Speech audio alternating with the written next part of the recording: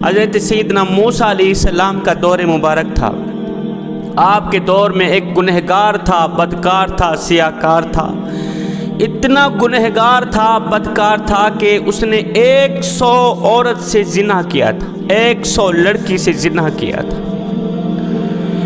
100 لڑکی سے زنا کرنے والے کو گاؤں والوں نے مار کر اسے اٹھایا، بجائے کفن دینے کے، غسل دینے کے، مٹی کے سپورٹ کرنے کے، تدفین کرنے کے، اس گنہگار شخص کو، بدکار شخص کو اٹھایا، روڑی کے ڈھیر پہ پھینک دیا۔ اب یہ گنہگار روڑی کے ڈھیر پہ پڑا ہے، لاش ہے، مرا پڑا ہے۔ گاؤں والوں نے اسے زبردستی مار دیا کہ یہ گنہگار ہے، شرابیں پیتا ہے، زانی ہے، اللہ کا نافرمان ہے۔ ساری زندگی اس نے ایک سجدہ نہیں کیا، مسجدیں اس کا انتظار کرتی رہیں، مسجدوں میں پڑی چٹائیاں اس کی منتظر رہیں،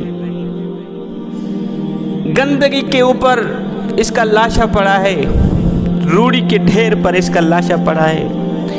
اللہ تعالیٰ نے حضرت سیدنا موسیٰ علیہ السلام کے پاس وحی نازل فرمائی۔ اللہ تعالیٰ نے فرمایا، موسیٰ فلاں روڑی کے ڈھیر کے اوپر میرا ایک جنتی پڑا ہے، جنتی، جا کے اسے اٹھا۔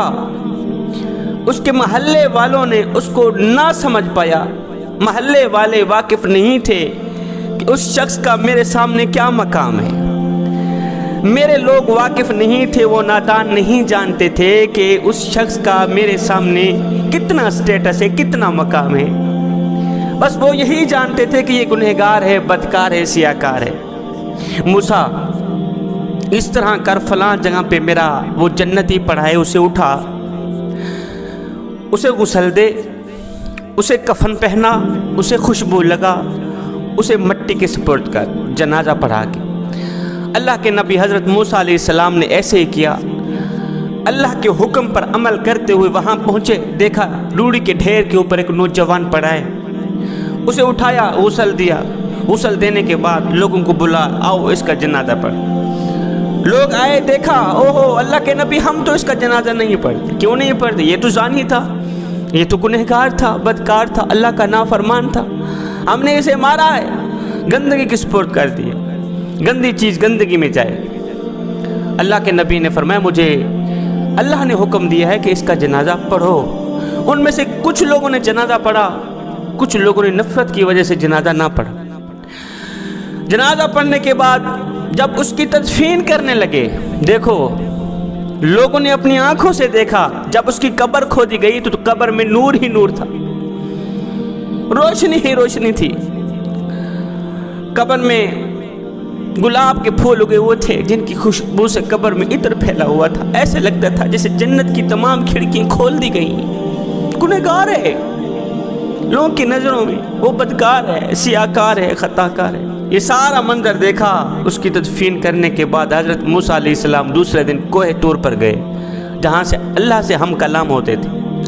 اللہ سے ہم کلام ہونے کے لیے گئے، پوچھا، یا باری تعالیٰ مجھے ایک بات تو بتا دے۔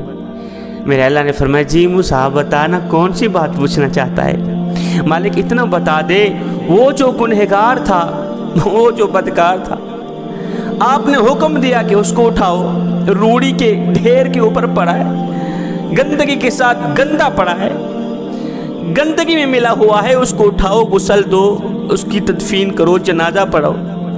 جب میں نے جنازے کے لوگوں کو بلایا، لوگوں نے کہا یہ تو گنہگار ہے، یہ تو زانی تھا، یہ تو بدکار، یہ تو سیاکار، یہ تو خطاکار، ہم تو اس کا جنازہ ہرگز نہیں پڑھتے۔ مالک اتنا بتا دے، وہ لوگوں کی نظروں میں تو گنہگار تھا، زانی تھا، تیری نظر میں وہ محبوب کیسے بن گئے؟ مالک تیرے بندوں کی نظر میں تو وہ مردود تھا، بندوں کے رب کی نظر میں وہ محبوب کیسے بن گیا؟ میرے اللہ نے فرمایا، موسیٰ جو میں جانتا ہوں وہ میرے بندے نہیں جانتے، جو خدا جانتا ہے وہ اس کی مخلوق نہیں جانتی۔ یا اللہ وہ کیسے؟ فرمایا، موسیٰ وہ واقع گنہگار تھا، بدکار تھا، سیاکار تھا، لوگ ٹھیک کہہ رہے تھے۔ ایک دن اس کے پاس ایک لڑکی آئی، خاتون تھی، بچوں والی تھی، اس کے دروازے پر آ کر دستک دی۔ اس نے دروازہ کھولا، اس نے کہا شاید میرا کوئی گاہک آ گیا ہے، کیونکہ یہ زانی تھا، پیسے دیتا تھا، گناہ کرتا تھا، زنا کرتا تھا۔ وہ عورت آئی کہنے لگی میں ضرورت مند ہوں، میں نہیں جانتی آپ کون ہیں کون نہیں، لہٰذا میں کافی دور سے آئی ہوں، میرے بچے 3 دن کے بھوکے ہیں، ان کو کھانا نصیب نہیں ہوا، کھانے کے لیے پیسے نہیں، آپ کے دروازے پر آئی ہوں، آپ صاحب استعداد ہیں، میری کوئی نہ کوئی مدد کر، کچھ نہ کچھ ہیلپ کر دو، مجھے کچھ پیسوں کی ضرورت ہے، آٹے کی ضرورت ہے، مجھے چینی دال کی ضرورت ہے، کھانے پینے کی چیزوں کی ضرورت ہے، خدا را اللہ کے نام پہ میری مدد کر دو، اللہ تعالیٰ تم کو اس کی جزا دے گا۔ اس نوجوان نے کہا اے عورت تو اندر آ جا، وہ اندر آئی، اس نے دروازہ بند کیا، اس کو سامنے بٹھایا، کہا کہ میں تیری تمام ضرورتیں پوری کروں گا، اللہ تعالیٰ نے تجھے حسن سے نوازا ہے، لہٰذا تو میری خواہش پوری کر، میں ایک عادت میں مبتلا ہوں، وہ ہے زنا کرنا، پہلے میں تیری عزت لوٹوں گا، زنا کروں گا، اس کے بعد تیری ضرورت پوری کروں گا۔ کہا ہرگز نہیں، یہ میں نہیں ہونے دوں گی، خدا را میری مجبوری پر ترس کھاؤ، میرے بچوں کی بھوک پر ترس کھاؤ، میرے بچوں کی حلق ٹھنڈا پانی مانگ رہی ہے، میرے بچوں کا پیٹ روٹی مانگ رہا ہے، 3 دنوں سے میرے بچوں نے کچھ نہیں کھایا، خدا را مجھ پہ ترس کھاؤ، میری عزت سلامت رکھتے ہوئے میری مدد کر دو، ہیلپ کر دو، اللہ تعالیٰ تمہیں اس کی جزا دے گا۔ کہا نہیں۔ جب فل آمادہ ہوا تو اس عورت کی ایک چیخ نکل گئی، ایک دردناک چیخ نکلی۔ اس نوجوان نے کہا تیری چیخ کیوں نکلی؟ کہا ہائے میرے مالک، بچوں کی مجبوری نے مجھے ننگا کر دیا، مجھے تو اپنے رب کے عذاب سے ڈر لگ رہا، میں نے زندگی میں کوئی ایسی غلطی نہیں کی، زندگی میں چھوٹی سی غلطی نہ کرنے والی عورت کو آج اتنا بڑا گناہ کرنا پڑ رہا ہے کہ میری عزت بھی گئی، دوزخ میرے سامنے، دوزخ کی آگ میرے سامنے، اگر اللہ کی نافرمانی کروں گی قیامت کے دن نہ ختم ہونے والی زندگی ساری جلتی رہوں گی۔ جہنم کے عذاب کو دیکھ کر چیخ نکل گئی، جہنم کی آگ کو دیکھ کر ہائے نکل گئی۔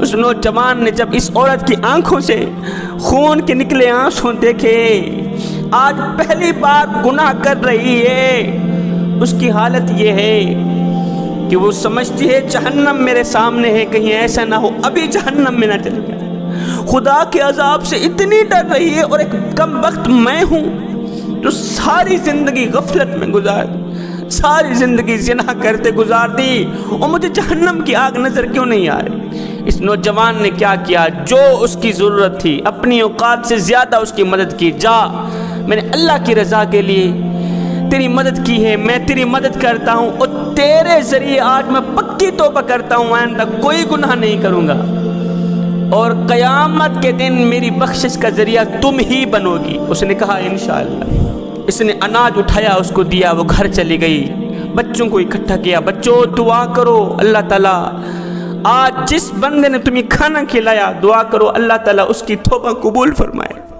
اس کے پچھلے تمام کارناموں کو، گناہوں کو معاف کر دے، اللہ تعالیٰ اس کے مرنے کے بعد اسے جنت میں اعلیٰ مقام دے۔ بچوں سارے دعا کرو۔ بھوکے بچوں نے جب دعا کی، ادھر سے دعا کے لیے ہاتھ اٹھائے، ادھر سے رب کی رحمت کو جوش آیا، اللہ تعالیٰ نے ایک توبہ کے صدقے پچھلے تمام گناہوں کو مٹا کر نیکیوں میں بدل ڈالا۔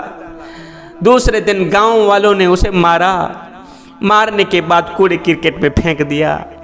موسیٰ ایک توبہ اس کی بخشش کا ذریعہ بن گئی، غریب کی بھوک اس کی بخشش کا ذریعہ بن گئی، ضرورت مند کی اس نے ضرورت پوری کی، وہی ضرورت اس کی بخشش کا ذریعہ بنے، وہی خاتون اس کی بخشش کا ذریعہ بنے۔ جوانوں آؤ تم بھی توبہ کرو۔ میرے کریم نبی نے فرمایا میں اللہ کا حبیب ہوں، میں اللہ کا حبیب ہوں۔ پھر فرمایا جو جوان جوانی میں توبہ کرتا ہے وہ بھی اللہ کا حبیب بن جاتا ہے۔